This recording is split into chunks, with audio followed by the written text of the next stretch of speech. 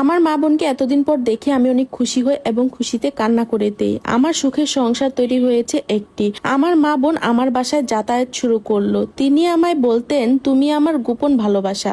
যে সুখ তোমাদের মাঝে পেয়েছি সে সুখ এত বছরেও পাইনি। আবেগের বসে একজন বিদেশি স্বাধীন মনাকে বিয়ে করেছি, যার সাথে সংস্কৃতি ভাষা মন মতো কিছুই মিলতো না। নিজের ছেলেদেরকেও মন মতো মানুষ করতে পারছি না। তবে ওনার কথা একটুও বিশ্বাস করি নাই, কারণ পুরুষ জাতটাই খারাপ। ওই নারীর মনে দুঃখ দিয়ে আমাকে বিবাহ করা। আমিও ভালো না, আমিও খারাপ।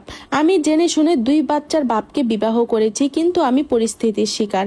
এর মধ্যে 6 মাস কেটে যায় এবং উনি আবার প্রবাসে চলে যায়। প্রবাসে যাওয়ার পর উনি আমায় তেমন ফোন করতেন না এবং আমি বিরক্তও করতাম না।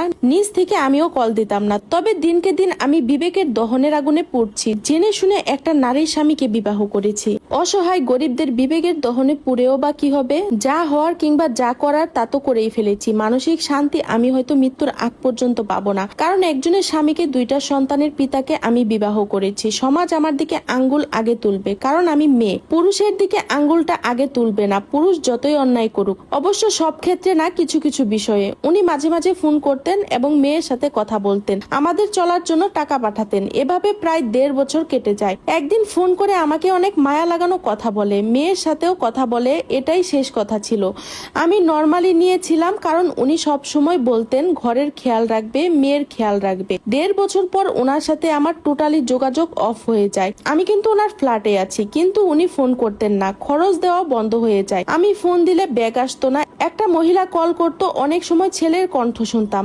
আমি টুকিটাকি ইংলিশ বুঝি, আমি তেমন রিপ্লাই করতাম না এবং জিজ্ঞেস করতাম উনি কই, কিন্তু তারা কোনো রিপ্লাই দিত না। তখন মেয়েকে নিয়ে অনেক কষ্টের দিন যায়। জমানো যা ছিল তা প্রায় শেষের দিকে। একদিন দুপুরবেলা আমার দরজায় কলিং বেল বেজে ওঠে। আমি দরজা খুলে দেখি দারোয়ান চাচা। উনি আমাকে বললেন, স্যারের এক আত্মীয় আপনার সাথে দেখা করতে চায়, উপরে আসতে দেনে আপনার অনুমতি ছাড়া, যদি বলেন পাঠাবো। আমি বেলকনি দিয়ে দেখি ওর দূর সম্পর্কের কাজিন। সে অনেক সময় ওর সাথে বাসায় আসতো, আমার সাথে কথা বলতো। ওদের কি দরকারি কথাবার্তা শেষ হলে আবার চলে যেত। আমি বাসায় আসতে বলি এবং উনি বাসায় আসেন। ওনার সাথে একজন বিদেশি ছেলে। বাসায় ঢুকে ভাইটা আমাকে সালাম দেন। ছেলেটা কিছু বলে না, চুপ থাকে। সোফায় বসেন ওনারা। আমি কাজিনটার সাথে জিজ্ঞেস করি উনি কোথায়, কেন এই 1.5 বছরে আমার সাথে যোগাযোগ করেনি। তখন আমাকে বলে উনি আর দুনিয়াতে নাই, বিশ্বাস করুন আমার দুনিয়া থমকে গিয়েছে। কলিজাটা মোচড় দিল। আমি দাঁড়ানো থেকে ঠাস করে বসে গেলাম। আমি এতটাই হতভাগ্য যে আমার উনির মৃত্যুর খবরটাও আমি শুনলাম না। আমাকে ওনারা পানি খাওয়ালো এবং শান্ত হতে বললেন। কাজিনটা আমাকে বলল, শক্ত হও, হ্যারিস হচ্ছে ভাইয়ের বড় ছেলে। সাথে আসা ছেলেটার সাথে আমাকে পরিচয় করিয়ে দিল। বলল এটা তোমার বাবার দ্বিতীয় স্ত্রী। আমার মেয়েকে হ্যারিস স্কুলে নিল এবং ইংলিশে বলল, আমরা আছি, কোনো অসুবিধা হবে না তোমার। কাজিনটা বলল ও তোমার সাথে কিছুদিন থাকবে। আমি গেলাম, ওর টেক কেয়ার করো। কাজিনটা আমাকে কিছু টাকা দিয়ে গেলেন। হ্যারিস হেঁটে হেঁটে পুরো ঘর দেখতে লাগলো আর আমার মেয়ের সাথে খেলছে। ওর মাকে ভিডিও কল দিয়ে আমার মেয়েকে দেখালো। আমি সেই থেকে যে বসে আছি, ওঠার আর শক্তি নেই। কান্না করতে করতে শেষ। আমি কি করব, কি হবে। সেই দিন আর কোনো রান্না হলো না। হ্যারিস হয়তো আমার মনের খবর বুঝতে পারলো। সে দারোয়ান চাচাকে দিয়ে বাহির থেকে খাবার আনালো। সে নিজে থেকে আমার মেয়েকে খাইয়ে দিল এবং আমার মেয়ের সাথে বেশ ভালো সম্পর্ক গড়ে উঠলো। আমাকে সান্ত্বনা দিল, কিন্তু আমার মন তো আর কিছুতেই মানে না। আমার মা বোনদের কল দিলাম, ওনারা এলো। ওনারাও আমাকে অনেক সান্ত্বনা দিল। আমার মা বোনরা আমার সাথে অনেক দিন ছিল, ওরাই আমার ঘরে সবকিছু করেছে। হ্যারিস টাকা দিয়েছে সবকিছুর। বোনদেরও বিবাহ হয়েছে, বেশি দিন থাকতে পারলো না, তবে ফোনে ফোনে খবর নিত।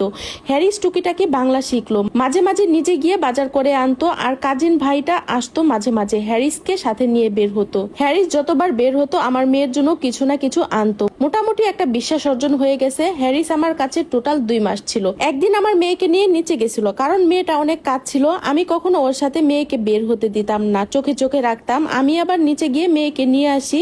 বিকেলের দিকে হ্যারিস খুব টেস্টি করে কফি বানায়, যা প্রায় সময় বানিয়ে আমাদের খাওয়াতো।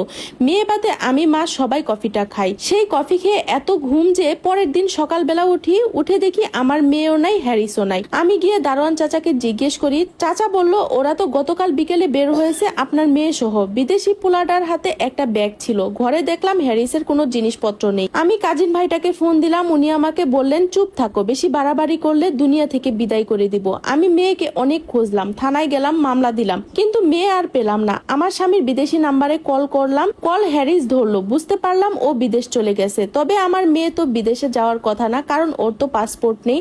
এতটুকু বুঝলাম মেয়ে আমার দেশে আছে। ওরা ফোন ব্যাক করতো না। আমি মোবাইলে গত 2 মাস মাসে না হলেও 30,000-এর উপরে রিচার্জ করেছি। বিদেশে ফোন দিয়ে কান্না করতাম আমার মেয়েকে ফেরত দেওয়ার জন্য, কোথায় আছে তা বলার জন্য। বললাম আপনাদের কোনো কিছুতে আমি ভাগ বসাবো না, বিনিময়ে আমার মেয়েকে ফেরত দেন। কিন্তু ওরা আমার কথা শুনে হাসতো, কিছু বলতো না।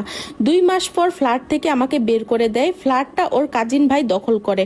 আমি মামলা করেও কোনো ফল পেলাম না, কারণ জোর যার সবকিছু তার। আমি মায়ের কাছে ফিরে এলাম। মেয়ে হারানোর শোক আমাকে কুড়ে কুড়ে খেতে লাগলো।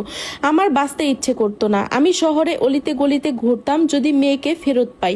আফসোস, এভাবে 2টা বছর কেটে যায়, মেয়েকে ফিরে আর পাই না আমি। সন্তান হারানো মায়ের হাহাকার শুধুমাত্র যারা সন্তান হারিয়েছে তারাই বুঝবে, আর কেউ না। আমি একটি স্কুলে আয়ার কাজ শুরু করি। খুব বেশি বেতন না,